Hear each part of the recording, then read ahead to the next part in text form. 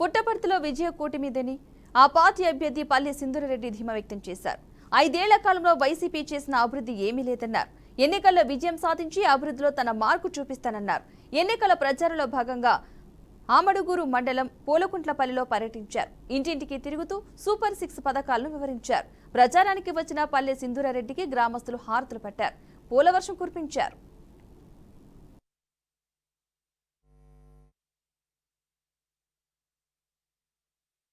ప్రతి ఒక్కరి ఇంట్లో పిలుచుకెళ్ళి మరి పసుపు కుంకుమ ఇచ్చి ఆదరిస్తున్నారు.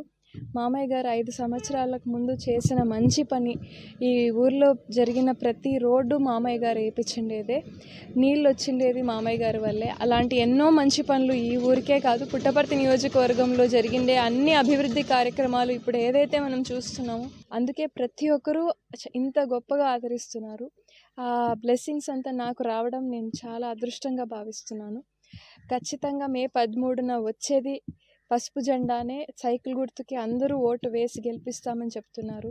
నీటి సమస్యనే ఎక్కువగా ఉంది ఈ పుట్టపర్తి నియోజకవర్గంలో.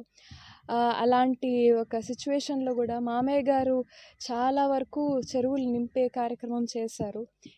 చాలా ఊర్లోకి వెళ్తే ట్యాంకులు కట్టించిండేది మామయ్య గారే, దానికి నింపిండేది మామయ్య గారే.